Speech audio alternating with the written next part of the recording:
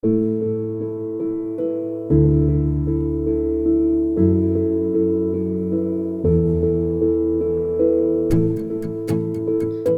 pues también sin transición con José para luego comentar que van a surgir varias cosas, creo yo. Bueno, pues bueno, muchas gracias nuevamente y buenas tardes a todas y a todos. Un gusto estar con todas y con todos y particularmente es un gusto estar compartir esta mesa con dos amigos como es Carlos y Manolo. Así que de haberlos escuchado en su trayectoria, más o menos coincide con la mía porque ahí andábamos más o menos en algún momento de nuestras vidas y ahí nos conocimos. Entonces, pues un gusto y bienvenidos amigos puertorriqueños. Lo que yo voy a presentar la tarde de hoy lo titulé, digamos, que de manera provisional para los efectos que Laura me convocó, como espacio y región, construcción de un sujeto de estudio. Mi trabajo dentro del espacio caribeño, dentro de la región caribeña o por la región caribeña, y ahora regresaré a eso, se remite yo creo que a dos cosas en mi, en mi trayectoria. En mis orígenes propiamente pues veracruzano, para mí el crecer, aunque no soy del puerto, soy de la región de Jalapa, para nosotros los jalapeños Veracruz siempre ha sido pues un referente inmediato, ¿no? Siempre está presente en muchas de las cosas que nosotros hacemos y tiene que ver, pues, sí, con mis orígenes, como yo veía el puerto de Veracruz, como yo lo creí conocer durante mucho tiempo de mi vida, y luego tiene que ver con mi propia experiencia profesional. Mi experiencia profesional, que yo en principio estudié la carrera de sociología en el ámbito veracruzano, y luego ingresé a hacer un doctorado en historia en el Colegio de México, que en aquel momento que yo ingresé tuvo una característica, que era hacerlo de miradas mucho más amplias. La trayectoria que había tenido el Centro de Estudios Históricos hasta el momento en el que yo llegué, los años 90, 93 llegué concretamente yo, había sido un centro de estudios especializado principalmente en la historia de México y muy centrado en los procesos nacionales, en aquello que sucedía al interior de las fronteras nacionales, aún en los estudios coloniales, por ejemplo, ¿no? Entonces, cuando yo llegué en aquel momento, los años 90, se hablaba de abrir la expectativa, de ampliar los horizontes, de romper un poco con las concepciones nacionales, de dejar de mirar solo a México por ser México y dentro de México sus propias regiones o sus propias localidades, que si bien reconocíamos que eran valiosas, vitales y determinantes en muchos procesos, no solo mexicanos, sino había que tratar de buscar con mayores horizontes aquellas visiones que teníamos de México e incluso enriquecerlas, ¿no? Eh, por ejemplo, pensábamos mucho en el programa sobre los estudios comparados, México comparado con algo más. Pensábamos en la historia y en la historiografía latinoamericana, y conforme íbamos haciendo aquello, apareció justamente México insertado en otros espacios, en otras regiones.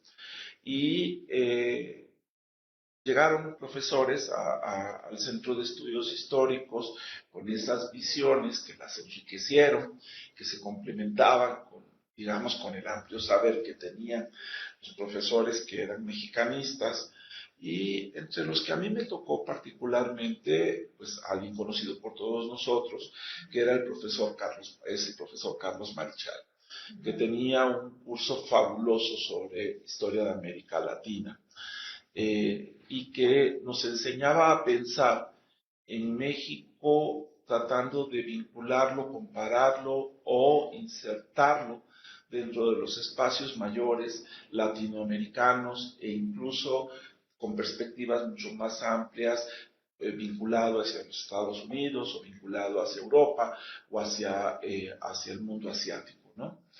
Y en ese seminario que él tuvo, comencé un poco a pensar justamente en aquel Veracruz que era parte de mi vida y que tenía una serie de vinculaciones hacia otros lados que poco habíamos visto en la historiografía veracruzana. Generalmente nuestra historiografía regional de Veracruz es muy amplia, digamos, muy prolífera. Y generalmente se pensaba en ese puerto de Veracruz como parte de tierra adentro, Veracruz hacia adentro, Veracruz y su incidencia hacia la historia nacional, y pocas veces lo veíamos hacia el mar. Incluso aquella frase que ya teníamos, Veracruz de cara al mar, pero de espalda a la montaña, era bien cierta, ¿no? Es decir, Veracruz miraba al mar y tenía la espalda hacia la montaña, pero tenía esa doble incidencia. No es que hubiera que optar por una o por otra, sino que habría que comprender que tenía esa doble incidencia. Eso lo logré ver en aquel curso del profesor Marichal, en el que veíamos aquel Veracruz que tenía esa doble incidencia de Veracruz en un espacio local, un espacio nacional, pero en un espacio incluso internacional, ¿no? Ello, digamos que se insertó con otras, digamos, otras visiones que había también en el Centro de Estudios Históricos.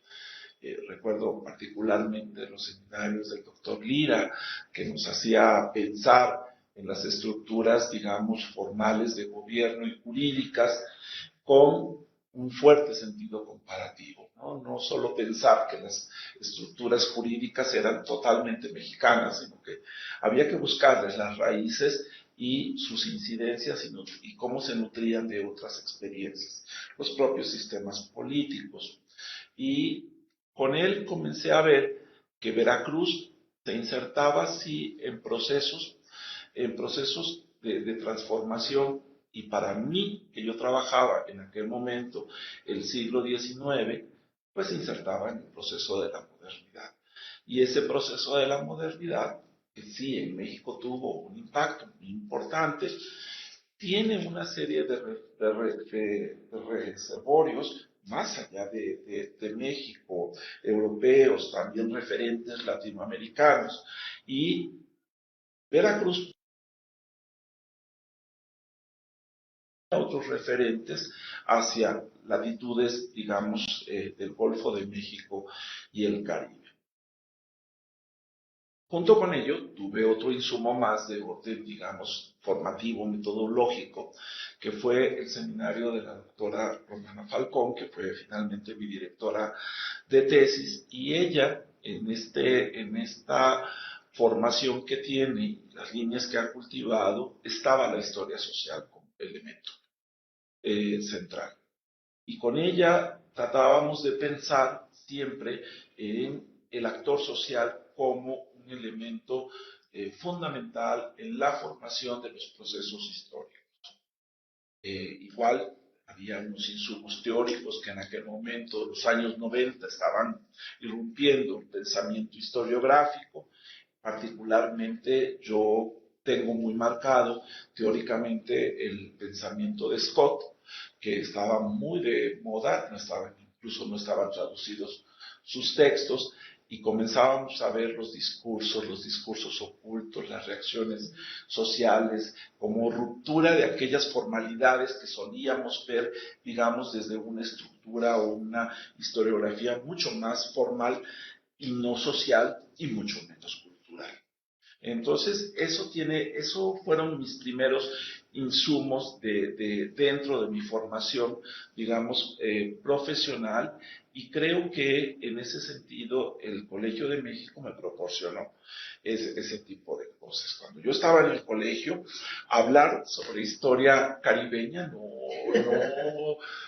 no era, digamos, como que la generalidad, era como tanto extraño. Podíamos hablar, sí, de historia comparada, México-Argentina, México-Brasil, México, Chile, pero pensar en la historia caribeña o México y su inserción en el Caribe no era algo tan, tan cotidiano. Y el doctor Marichal fue fundamental para abrir esos espacios en el Colegio de México. Y de las cosas que yo recuerdo siempre de él era decirme, claro, hay que ver el Caribe, y ahí hubo un punto también que gracias a él llegué aquí al Instituto Mora y llegué completamente con Laura, que la conocí en aquel momento, y con Johanna, ¿no? Que para Carlos eran fundamentales en los espacios, en los estudios caribeños, y él fue el que me dijo, tienes que ir con ellas, que están haciendo este trabajo en el Instituto Mora, y ahí creo que yo particularmente a esa institución, al Instituto Mora, siempre me he sentido como en un espacio natural, con Johanna y con Laura, al trabajar el Caribe y los estudios caribeños. Y comencé a leer también en aquel momento la tesis que se estaba transformando en libro de Laura, y el texto de Johanna, que para mí fueron como muy enriquecedores en aquel momento. Con Laura compartía yo más la temporalidad, y con Johanna esta mirada que hoy también nos compartió del Caribe, ¿no? Desde entonces te sigo la pista total. Entonces, bueno, quiero decir esto porque esos fueron como, digamos, como mis abrevaderos. Yo trabajé una cosa muy particular en mi tesis doctoral, que era los procesos de salud de enfermedad, y trabajé las epidemias en concreto en aquel momento y las políticas sanitarias. Y recuperé todo esto que estoy hablando en aquel trabajo que yo hice para el Colegio de México y obtener el grado de doctorado. Creo que siempre ha estado presente en mi trayectoria la dicotomía región y espacio. Siempre me he cuestionado qué es esto que volteamos a ver en términos de región y espacio. No lo debo de decir que hasta el día de hoy no lo tengo del todo claro.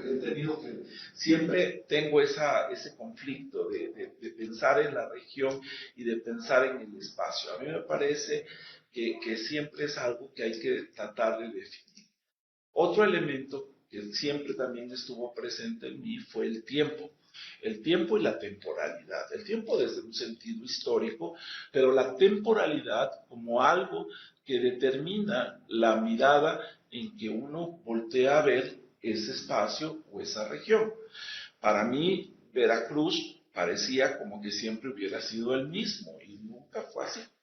Entonces, cuando empecé a analizarlo, y hoy que lo sigo analizando, sigo pensando en el puerto de Veracruz en muchos de mis trabajos, y creo que hay una gran diferencia entre lo que era el Veracruz del siglo XVI, que no estaba donde está, sino el siglo XVII, el XVIII, el XIX, que sobre todo son los siglos que yo he trabajado, y generalmente siempre hago notar que hablo del Veracruz de determinada temporalidad. En el caso de lo que yo trabajaba en aquel momento era el Veracruz del siglo XIX, un Veracruz que seguía siendo un puerto fundamental dentro del gran comercio que se realizaba dentro del espacio atlántico, el Golfo,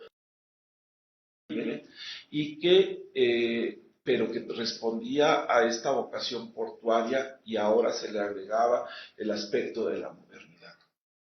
En aquel momento también comenzaba a discutirse mucho el tema de las fronteras, y sobre todo de las fronteras nacionales. ¿Qué función jugaban las fronteras nacionales dentro de todo este aspecto?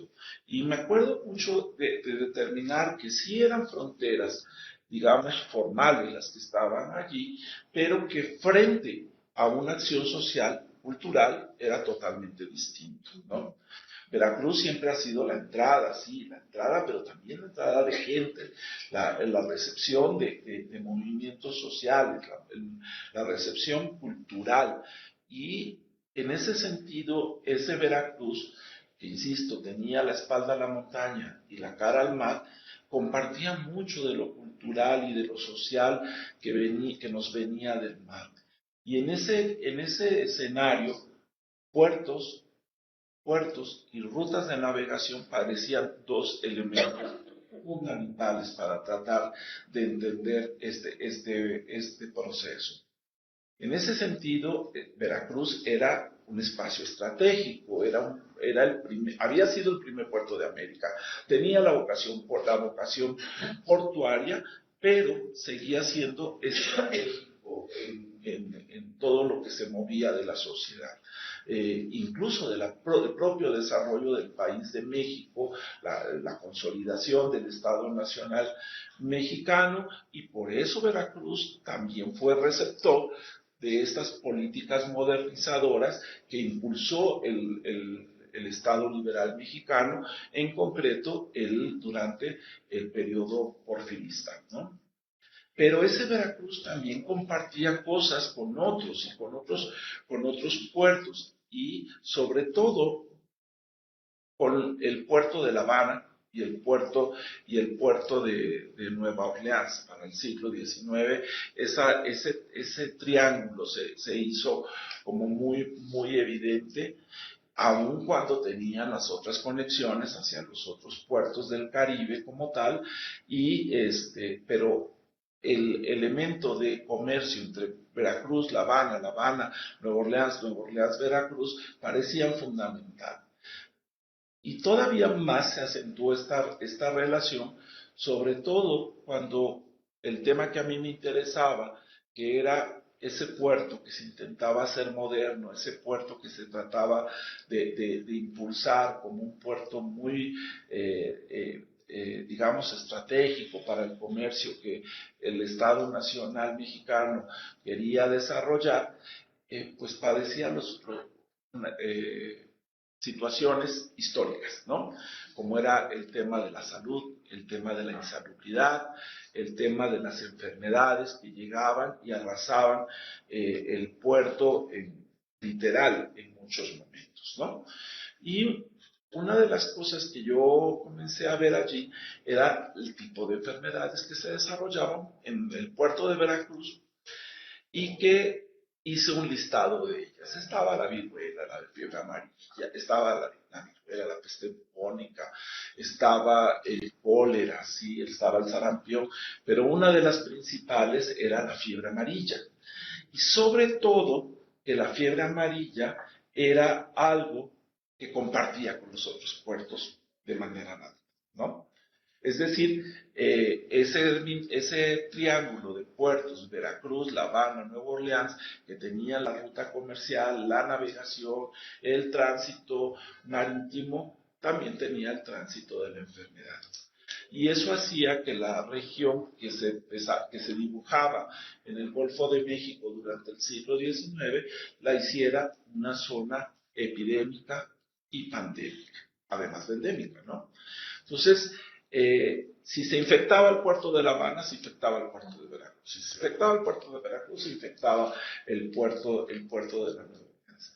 Y entonces parecía que había un elemento transversal que iba uniendo esta región. Y para mí, el punto entonces era que esas enfermedades transitaban en esta región, y ratificaba lo que veíamos al principio. No importaba la frontera. Ahí no importaba la frontera nacional.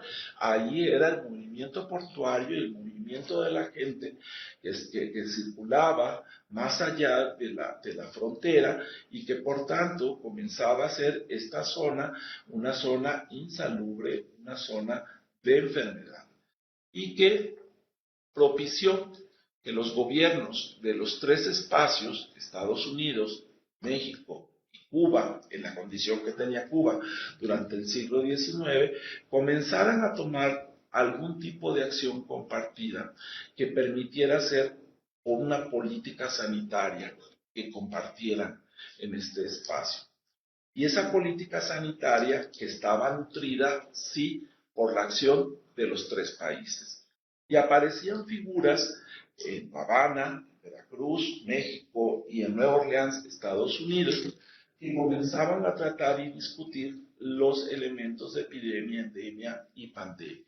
Y en concreto, la fiebre amarilla se convirtió en un punto que unía a estos tres espacios como algo que tenían que discutir, como algo que tenían que acordar mediante la normatividad y los acuerdos diplomáticos de política exterior, de política local para puertos, barcos, fronteras que se desarrollaban.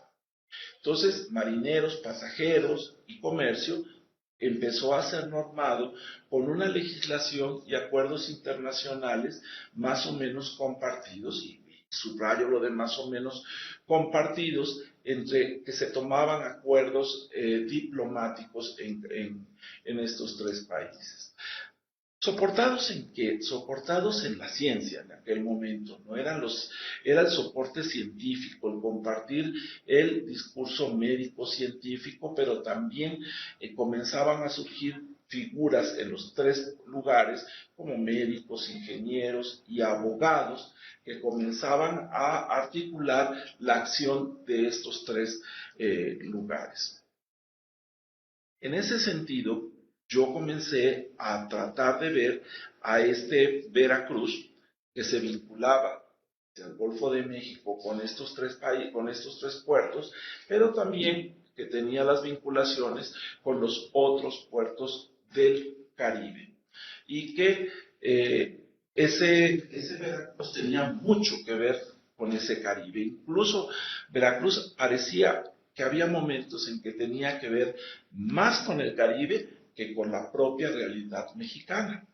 Entonces, allí coincidió con otra colega que también de nosotros y que no está aquí, que me hubiera gustado que estuviera, que fue Yolanda, ¿no? Yolanda y su Veracruz también es Caribe, que para mí fue fundamental. Para mí este asunto que yo siempre he dicho, no es una declaratoria, sino algunos lo toman como tal, porque suena bonito, ¿no? Y sobre todo los veracruzanos, mis paisanos, les gusta escuchar esto, pero más que de gusto de escuchar que Veracruz también es Caribe y que comparte muchas cosas de la cultura caribeña, me parece que sí es una cuestión metodológica, por lo menos para mí, que me conduce siempre a pensar el puerto de Veracruz no como el puerto de Veracruz de mi infancia, que me sigue gustando viéndolo como lo vi en aquel momento, sino como un Veracruz que tiene estas vinculaciones más allá de las fronteras nacionales, más allá de la historia local, más allá de la historia regional veracruzana o de la historiografía nacional, sino con ese elemento que vincula y que lo hace que lo podamos estudiar en estos espacios como es el Golfo Caribe.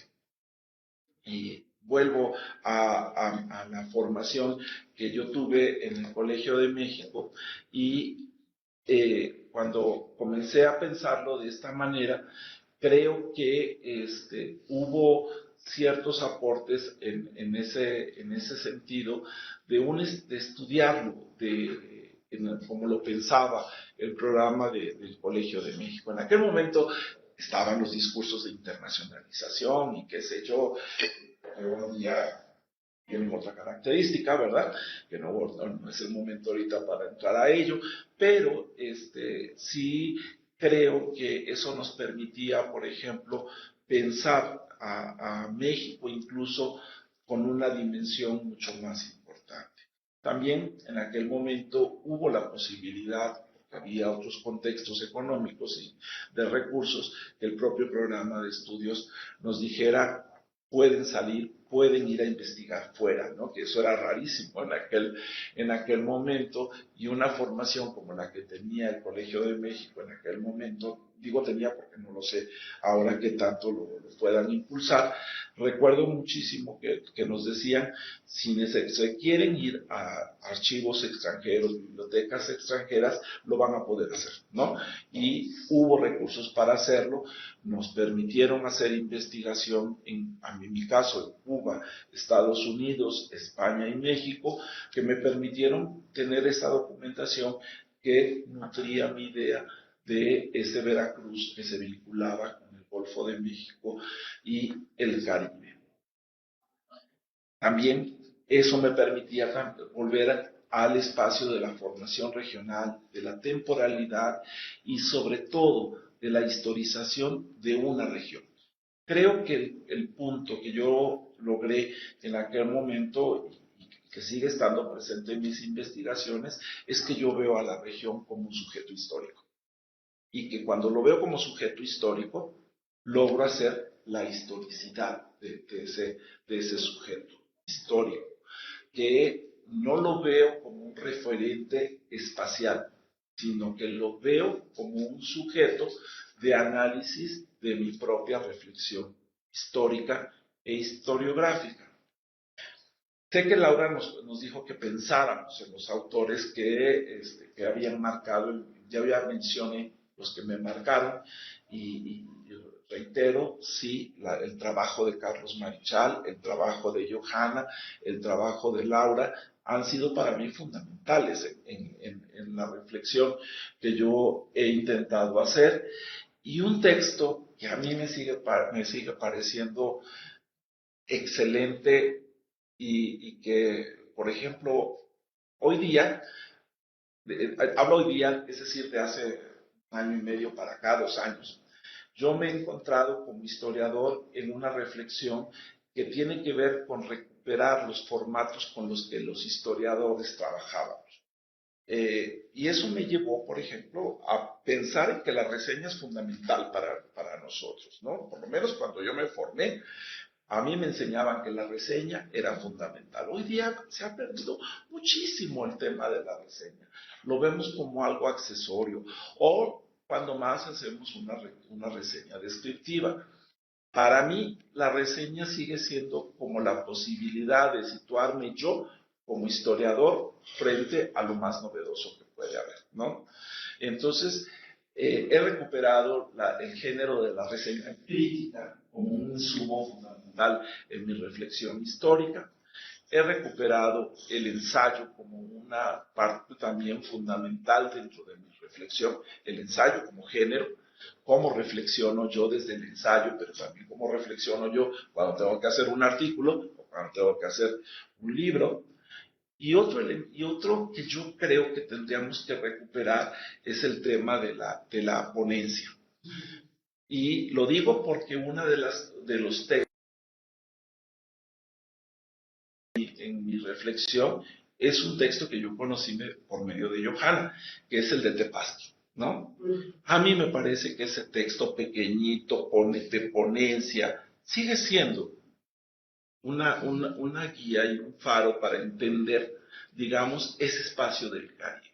Por lo menos a mí, siempre me hace pensar, y ahí tomo la idea de la historicidad del espacio, porque él justamente dice, no es lo mismo, ¿no? El Caribe tiene distintas temporalidades, tiene distintos espacios, hay un Caribe en tal momento, hay otro Caribe en tal otro, y marca los hitos en donde están los cambios de esa temporalidad. A mí me sirvió para pensar que ese Veracruz del siglo XIX que yo pensé en aquel momento de mi formación, respondía sí a ese Caribe, a ese Veracruz que se insertaba en la región Golfo Caribe, ¿por medio de qué? Por medio del gran comercio imperialista que ahí estaba, el desarrollo de los grandes capitales del siglo XIX, con estas competitividad que tenían y que llevaba a ponderar a Veracruz, Cuba y Nueva Orleans desde un interés propiamente. Yo recuperé esa idea de Pasquio y me parece que sigue siendo fundamental. Y vuelvo a la idea de recuperar ciertos géneros. Hoy día difícilmente valoramos una ponencia como esta, ¿no? Difícilmente decimos, esta ponencia marca la historiografía. Creo que hay que recuperar esos géneros, hay que recuperar la rigurosidad de esos géneros para lograr seguir avanzando en ciertas cosas. A mí todo esto me llevó a historizar la región, a ver mi sujeto histórico y a determinar claramente cuáles eran mis ejes transversales en aquel momento. Creo que esto ha marcado mi trayectoria. Hoy día volteo a otra temporalidad, pero sigo recuperando estos elementos que acabo de señalar. Y creo que me